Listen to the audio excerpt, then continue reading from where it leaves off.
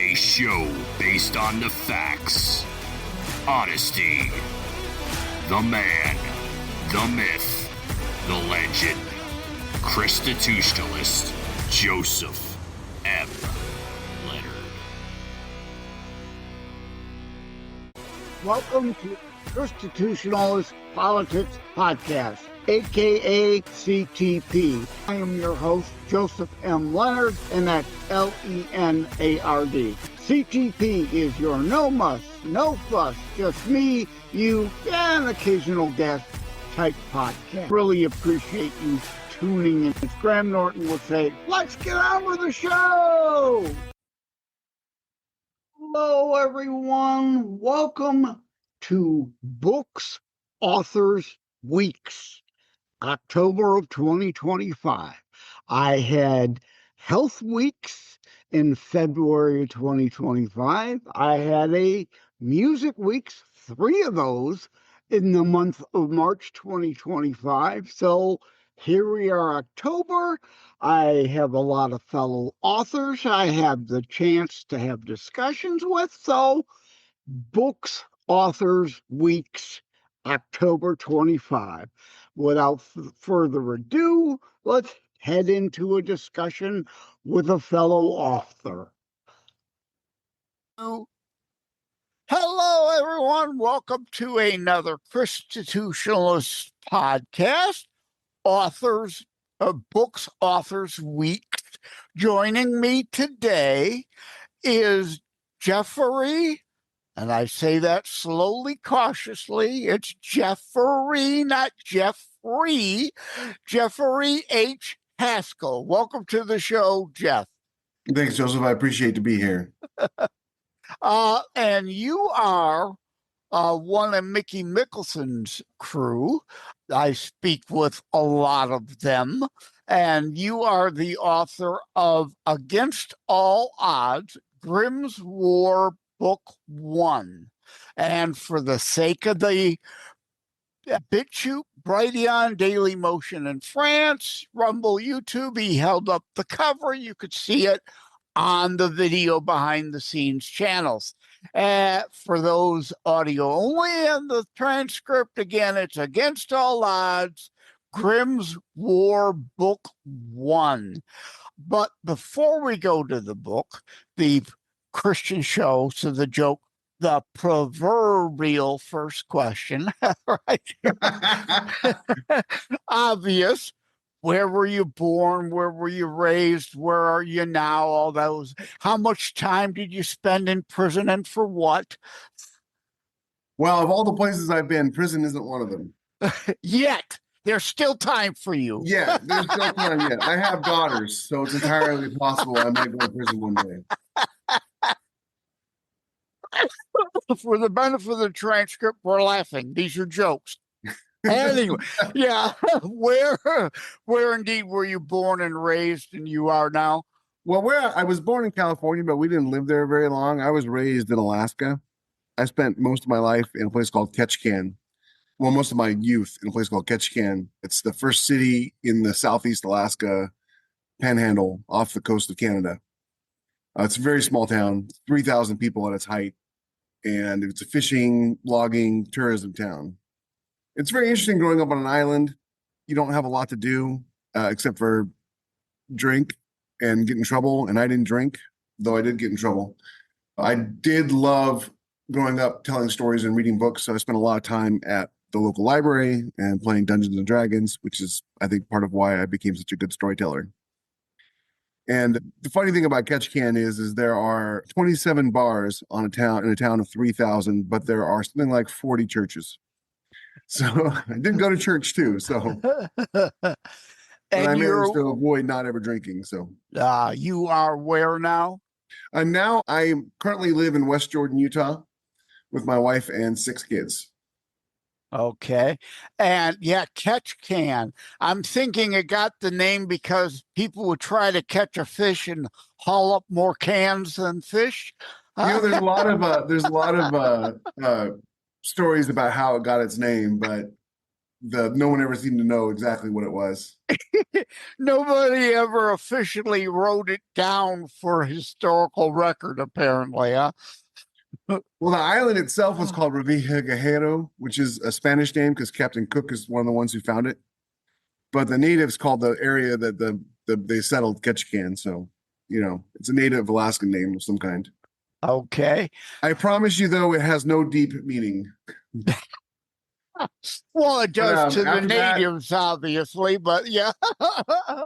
after that, I joined the Army, spent some time there. And then after that, I did a lot of tech support and stuff like that with computers. I'm a former IT guy, so Oh, yeah. yeah. So, yeah, I was help desk. So, yeah. But through all of it, I've always been telling stories and writing stuff and trying to be a better writer. I probably would have broken sooner had I realized that I was dyslexic, much sooner in my life. I didn't realize I was dyslexic until I was in my 40s. And once I realized I was dyslexic, I was able to take some steps to cope with it, and my writing got a whole lot better.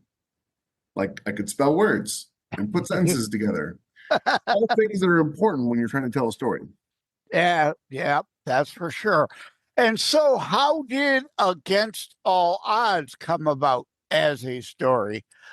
I love military sci-fi. It's my favorite genre. I have been reading it since I was a little kid. And that's an important distinction. You said military sci-fi. Yeah. I mean, I love sci-fi. Don't get me wrong. I love science fiction. I also love fantasy. Not as much, but I do. But military sci-fi is a subset of science fiction that deals specifically with people in the military, usually in the far future, but not necessarily, and how they handle the evolution of technology and how it affects their lives while fighting wars and being in actions. If you ever watched Stargate or Star Trek or even Star Wars to some degree, you kind of have an idea of what military sci-fi is. If you aren't Stargate, Roland Emmerich, the mastermind behind that, as well as Independence Day, The Day After Tomorrow. Moonfall. Two really good movies you mentioned there. Yeah, Moonfall was one of his latest. Wuhan hysteria kind of killed that one, but it's based on the hollow Earth theory. But no, the moon being artificially made rather than actually being a moon theory. Moonfall's another one of his way over the top, just ridiculous action and kind of stuff. Great. Yeah, the moon as an intergalactic spaceship is a great story. And idea. that deals with that. It's a great movie. I highly recommend it. Stargate. They're supposed to reboot that. He's been trying to reboot that for years now. He finally apparently begged off. MGM has been going back and forth. So he said, I'm done. I'm out of here. So hopefully people, at least that were involved with the TV show, which to me, that was my favorite TV show ever, because it wasn't just sci-fi. It dealt with a lot of human nature stories, as did the originals. All the Star Treks do. Yes. Yeah. It's something sci-fi does really well because it allows you, it's sort of a trick, right? So when you put spaceships and blasters and aliens in a story, it allows you to tell things that you otherwise could, because it'd be too obvious. It allows you to put your heroes in positions to be emotional and to be fragile and to point lights at the human condition that in a regular drama where you're surrounded by the human condition, it would be too on the nose and it would be obvious what you were doing. But with science fiction, you can tell a lot of wonderful stories. And because it's decorated in the future with technology, and sometimes it's like, super technology, it might as well be magic, like in Star Trek, the story, the human element becomes even more obvious because you're paying more attention to that because it's being highlighted by all the advanced technology. Yeah. And that's what I like to do with military sci-fi. I put men and women in situations where they are in today, but now they're in space, in a spaceship fighting, a war. And you get to see them and how they deal with the changes in warfare, the changes in technology, and the not changes. The idea of humanity evolving and changing is kind of a misnomer because we don't really change. And sometimes you can look at events today, and if you take away the date and you just look at the events, you'd be like, well, Israel's fighting a war. Russia's invaded a neighbor. Well, these are all very familiar events. Yeah, human nature. Right. That's human nature. It's been Human nature. thousands of years, and the time and the place may change, but the themes are usually the same because of human nature. And God gave us free will, so some choose evil.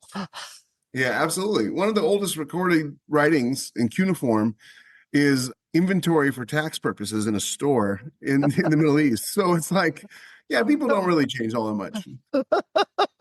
Now, you meant military sci-fi, and you also mentioned you like fantasy. What comes to my mind then is Avatar. I liked the first movie because the special effects were great. Zero interest in seeing basically the same movie over and over in 10 million sequels. But that takes place way, way out there somewhere, but military sci-fi kind of is a part of that. Does your book take place at least in our solar system, or indeed is it out there somewhere? I really like far future science fiction. I like to get far enough away from Earth that you can do all kinds of really cool things and have different kinds of planets and different stars and different solar systems. So while my characters haven't visited Earth per se in the books, it exists in our galaxy. It's in our, it's called Perseus Arm, the Orion Spur that we're in. So it's in our local galaxy. And their government, my main character's government, this is called the Systems Alliance. It is part of 4 or 5 big governments, and one of them is the Terran Republic. So, and they're allies. So there is mention of Earth, but it's 1,000 years in the future, and it involves, intergalactic politics and warfare. And if you can see it, if you're on one of the YouTube channels or Rumble or whatnot, you can see the ship behind me. It's the USS Interceptor. It's one of the main characters in the book series, and it's the main character, Jacob T. Grimm's. It's his ship. Yeah, it's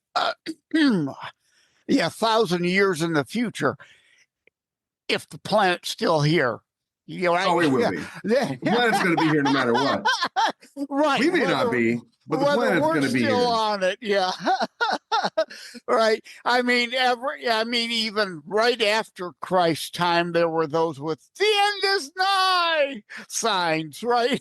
We're always in the end times for the last 2,000 years. So if you remove the date, people saying that the apocalypse is nigh is pretty common throughout history. Yep. Is there any of those type apocalyptic themes involved? Since we accidentally went there. The main character is a Navy captain, and he's actually Christian.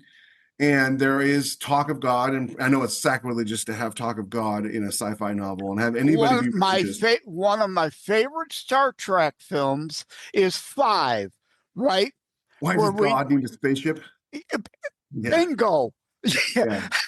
And that's the great thing about Star Trek. That was such the great thing about Star Trek is you could tell stories like that.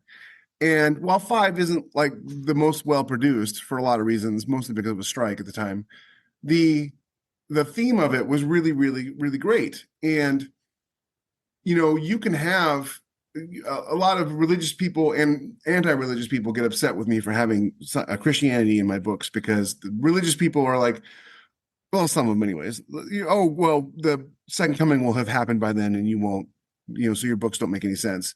And the anti-religious people are like, we'll have outgrown religion. Oh, really? So point to me in the last 8,000 years. Right. Break into the song. Yeah. Imagine. Yeah. Yeah. Point to me in the last 8,000 years where we've outgrown religion. Yeah.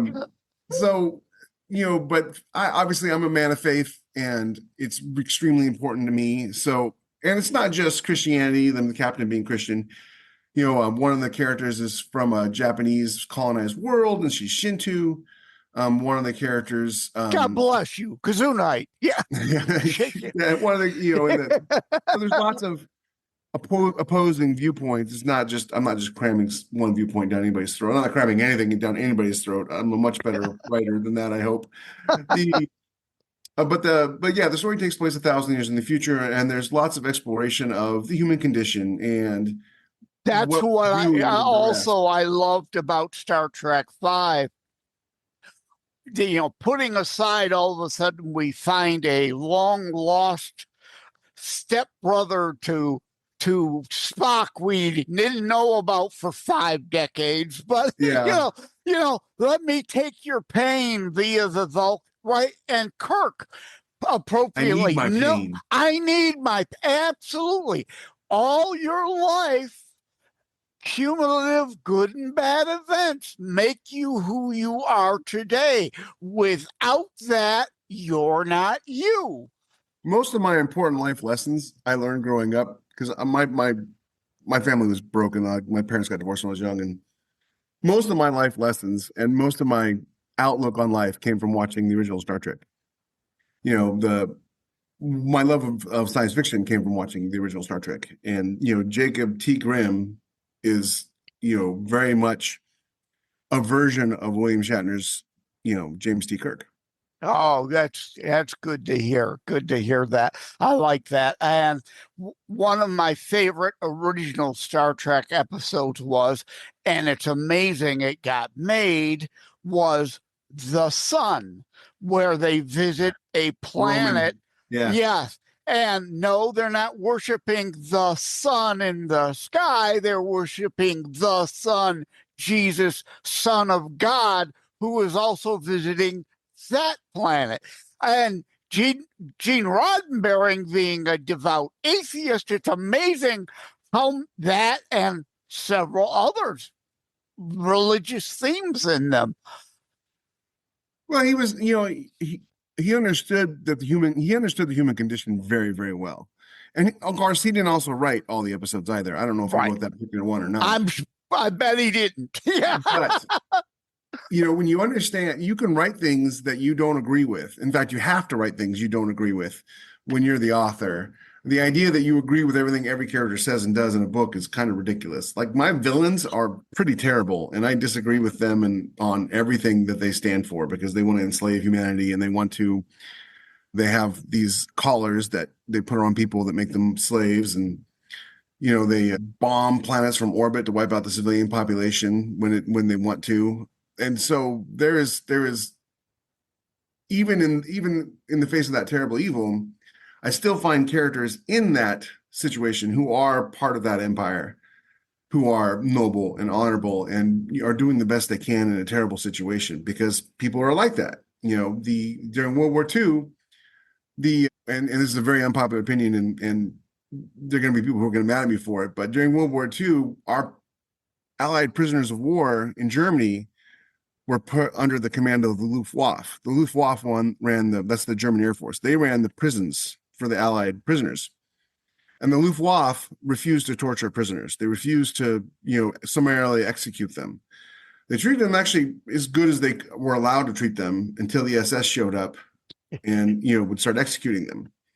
So even when you're fighting forces of evil, there's always going to be people inside those forces of evil that aren't, necessarily bad, but they're in a position where this is their country and this is what they're doing. And, just like you and me being in the American military, we took an oath and we're doing our best to serve our country. And I try to have those viewpoints spread throughout the book, so no one thinks that, like, I'm, again, trying to cram anything down anybody's throat. I'm just trying to tell a story as honestly as I can, while showing both the honor and the horror of war, and having realistic characters that people really love.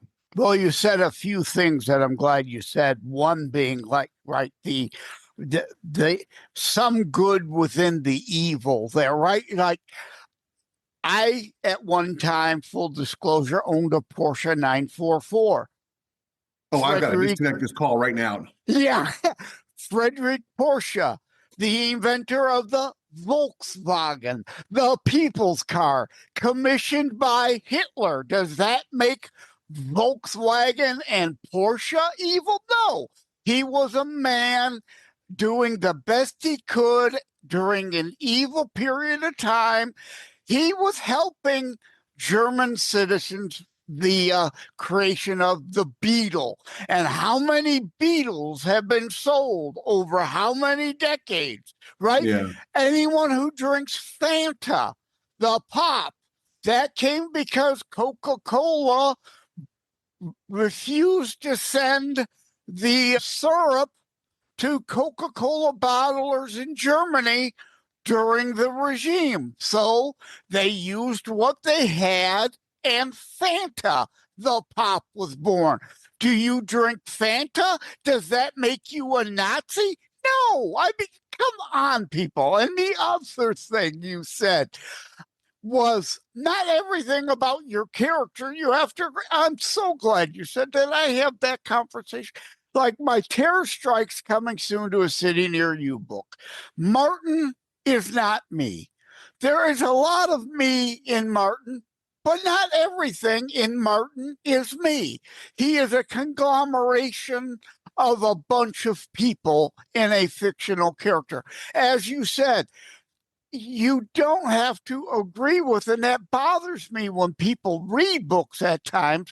They get upset because there's something, an opinion they don't like. Well, that may or may not be the opinion of the author. It may be there as fodder for conflict. It may be exactly the opposite of what Jeffrey H. Haskell believes, but it's there to spur part of the story. Yes. Oh, absolutely. And that's all the more important reason why you should read more and have your kids read more when they're younger. So they're exposed to different ideas while their minds are still capable of grasping and learning what ideas are good and what ideas are bad. You know, one of the downfalls, I think, of our current modern society is that the Moral kids just don't read as relativism. much. Oh, Yeah, I mean, they get into college and they've never been exposed to an idea that they didn't agree with. And all of a sudden it's like the world has come to an end because now their brains are desperately trying to justify their own position. Otherwise it yeah. causes them emotional pain. Yeah. Snowflakes And melting down. Yes.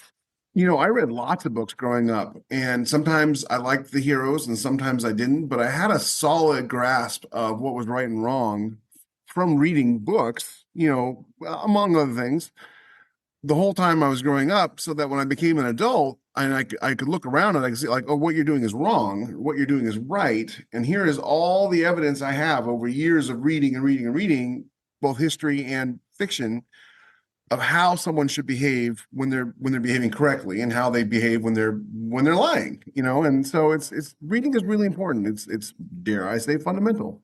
Yeah, and you referred to confirmation bias. And indeed, it's why we have Aesop's fables, Dr. Seuss, Yeah, all that Roald stuff. Yeah. Dahl, who now they want to rewrite all his books for the woke era. No, they had good moral.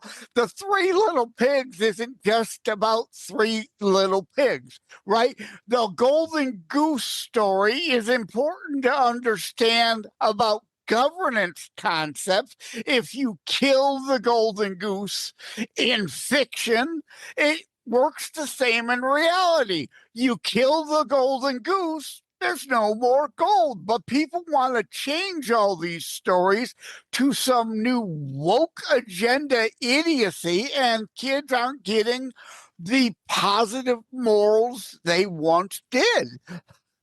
Yeah, one of the reasons why I wrote this series was that I was reading a very popular space opera series, military sci-fi series by David Weber called The Honor Harrington Verse, which I absolutely love. It's one of my favorite book series of all time.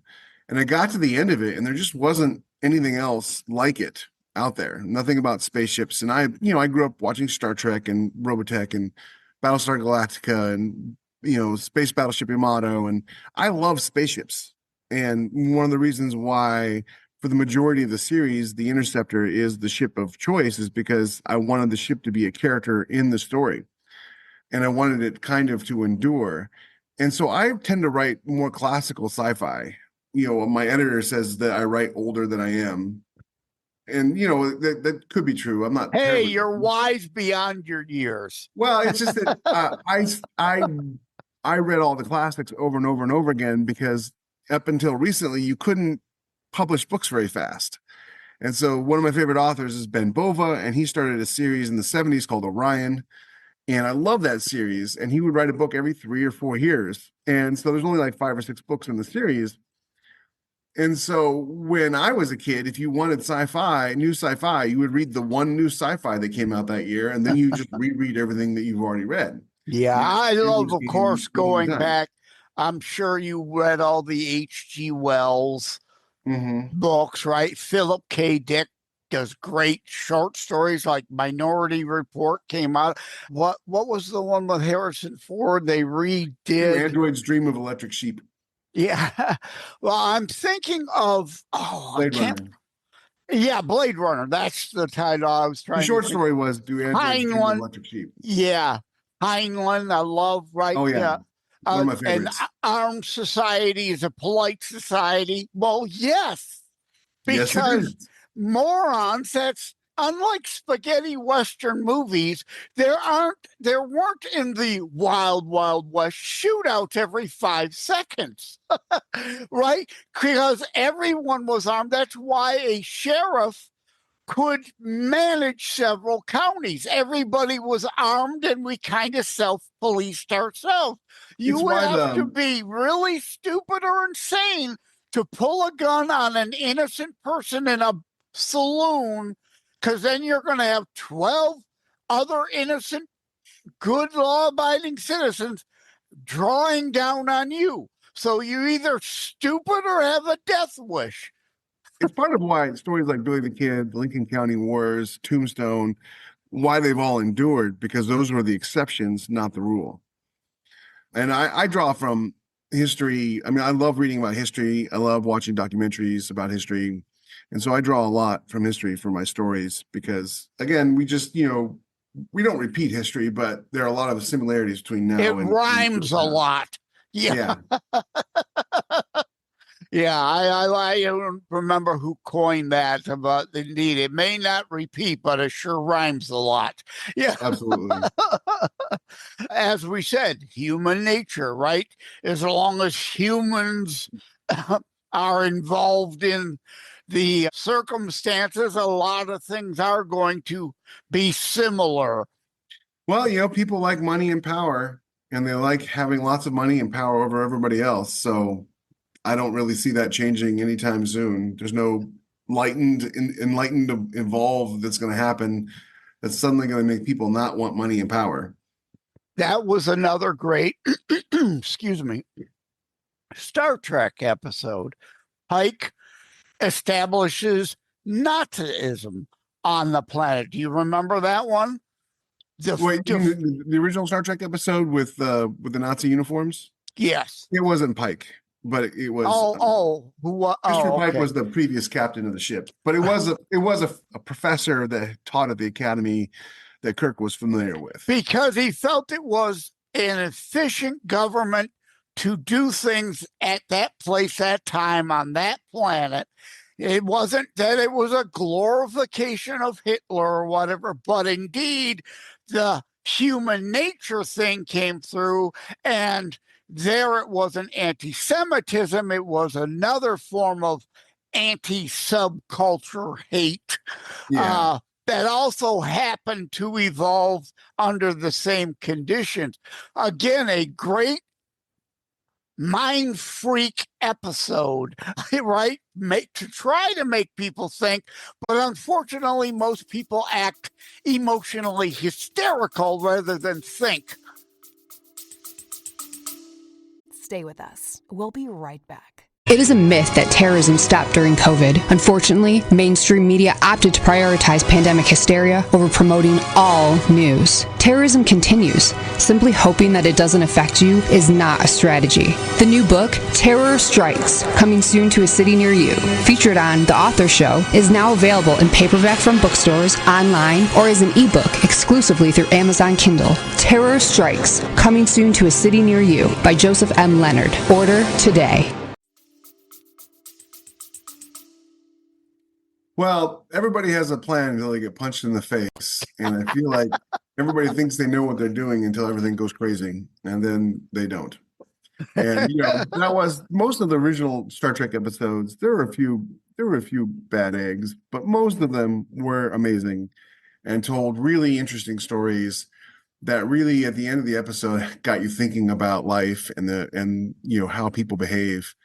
And one of the best things you can do as a writer, one of the best things I think you can do as a writer is no matter the setting or the genre, you can get some pretty wild settings, really far future, 10,000 years, Dune, or in alternate worlds, like Dragonlance. But as long as the people behave the way people behave, you buy everything else. It's easy to buy everything else because you don't have people behaving in a way that doesn't seem like humans behave. The perfect example I have it of is Lost. I love that show, but it drove me crazy that none of these high-powered people, soldiers, doctors, all the law enforcement, none of them seem to want to take charge because you can't have someone take charge in a TV show. It's got to be all co-led. And so it drove me nuts watching that show week after week because they would keep writing episodes about how nobody wanted to be in charge. Well, you just do what you want to do and we'll just all figure it out. And that just doesn't work. And it was really frustrating because it's hard to buy into everything else when the people don't act like human beings would act in a situation like that. I agree with you. I didn't watch, doggone, I got a frog in my throat. I didn't watch Lost when it first came on, but years later I binge watched all of it and absolutely loved the series. Indeed, like it seems like the series Manifest came out of that in a way. Are you familiar with that series Manifest? No, I About haven't the watched that plane series. that disappeared? Oh yeah. Well, a lot of Lost was so insanely popular for the network. I mean, it made so much money for the network. They immediately started applying that formula to everything, and it exists Yeah. today. If you watch a show that is 50% flashbacks, it's because of Lost. It drives me nuts. I hate flashbacks. Please just tell the story. I don't need to be constantly flashing back to another time period with characters I don't care about. But yeah, that's the legacy of Lost is those flashbacks and J.J. Abrams' mystery box, which is a terrible storytelling technique, but works really well in the short form of movies and TV shows. It doesn't work so well in novels because in novels, people have time to think about what they're reading and they have time to, if you're a good writer anyways, they think about what they've read and they puzzle things together. And if you do the mystery box is basically what you do is you always have a mystery that's running. And right before you reveal the mystery, you reveal something else that makes whatever that mystery was null and void. It's just unimportant. Because now this new mystery is even more important. So instead of revealing what the smoke arms were, they gave you the underground complex with the beeping numbers. And just before you find out what the numbers are, they reveal this other thing that makes the numbers unimportant because now you're onto this new mystery. And it's super, for me as a storyteller, it's super obvious and hugely frustrating to watch. So I don't do that. Well, time flies, as they say, when you're having fun, right? I try Absolutely to have 30-minute or less episodes. I call it today's Twitter attention span, right? Oh, explain it to me in a 30-second TikTok. Now, it doesn't, details matter, people, but if a show gets too long, that's too long. I ain't going to waste my time with it. It could be the best episode ever, but if it's 3 hours long, very few are watching. Unless you're Joe Rogan. So, a website where people could find you? JeffreyHaskell.com. Pretty easy, all one word. And you can also just go on Amazon and search for Against All Odds, Screams of War, or Jeffrey H. Haskell. And I'll be in Barnes & Noble on October 21st nationwide. Cool. All right. Thank you, Jeffrey H. Oh, the middle initial. Was there another Jeffrey Haskell? You had to put the middle initial. Like I am Joseph M. Leonard. It looks French. It's not Leonard. It's Leonard without an O. But there is a Joseph Leonard out of South Carolina, who is also a Christian author. So I had to make sure my middle initial is in there to make the distinction. Why is your middle initial in there? When I first started publishing, I had to decide what I wanted to publish under, and my wife wrote my name in a bunch of different ways. And we both decided that Jeffrey H. Haskell sounded like an author, and Jeff Haskell did not. Yeah, Jeff Haskell, too informal, right? Jeffrey H. Haskell, because again, despite the don't judge a book by its cover, which you should never do with humans, we're all individuals and the content of our characters what matters, right? Judging by a book, they do judge by the cover. An author name, right? Oh, well, that sounds PhD-ish, so he must be a good author, even though there may not be any connection there. People think that way. Yes. Absolutely. All right. Thank you, Jeffrey H. Haskell. Haskell. Haskell, question. No, it's Haskell. Against All Odds, Grimm's War Book 1. Thank you for stopping by. Take care. God bless. My pleasure, sir. You have a great day. For tuning in to books, there will be several different books, authors, several different authors, books, authors, weeks for October of 2025. And remember, you can check out my books at josephmleonard.us/shop. And again, Joseph M. Leonard, it looks French. It's not Leonard, it's Leonard without an O, and I have to put the middle initial in there because there is a Joseph Leonard who is also a Christian author out of South Carolina, so I have to make that distinction. And going in line with books, authors weeks, I've joked as guests on other shows, I am not he is not me, and neither of us will be confused for Shakespeare. And frankly, most writers out there are not going to be confused for Shakespeare. They're not trying to be. There might be a few that, looking for that Renaissance era feel, but hey, it's a new millennia, people. Right? This is the here and now. It isn't Shakespearean Renaissance era. If you're looking for Shakespeare, reread Shakespeare. Take care. God bless. Love you all. Like and subscribe to Constitutionalist Politics Podcast and share episodes. We need your help. Thank you for having tuned in for Constitutionalist Politics Show. If you haven't already, please check out my primary internationally available book, Terror Strikes, coming soon to a city near you. Available anywhere books are sold. If you have locally run bookstores still near you, they can order it for you. And let me remind, over time, the fancy high production items will come. But for now, for starters, it's just you as a very appreciated listener by me. All substance, no fluff, just straight to key discussion points. A show that looks at a variety of topics, mostly politics, through a Christian U.S. constitutionalist lens. So again, thank you from the bottom of my heart. Take care. God bless. Wham Radio, 1600 AM and 92.7 FM is your conservative flamethrower. Weekdays, Steve Gruber starts things off at 6 a.m. Gruber gives his perspective on the issues of the day. At 9 a.m., Glenn Beck blazes the airwaves with his nationally syndicated program. From noon to 3, it's Dennis Prager. At 3 o'clock, it's Wham's own Thayrone X. On the Edge, Thayrone tells it exactly as he sees it. At 6, it's The Dana Show, your conservative alternative. At 8, don't miss Joe Pags. Weekends are filled with conservative talk as well. Fingers Malloy, Thomas LeDuc, The Abolitionists Roundtable, A Moment of Clarity with Pastor Rick, Your American Heritage with Ed Bondarenka, Dave Janda's Operation Freedom, and Dick Kupke's Trigger Talk. You can even get links to Wham podcasts from Dave, Dick, and of course Thayrone, all from their pages on our website, whamradio.com. Keep it locked on Wham Radio, 1600 AM and 92.7 FM in southeastern Michigan, and whamradio.com anywhere in the world.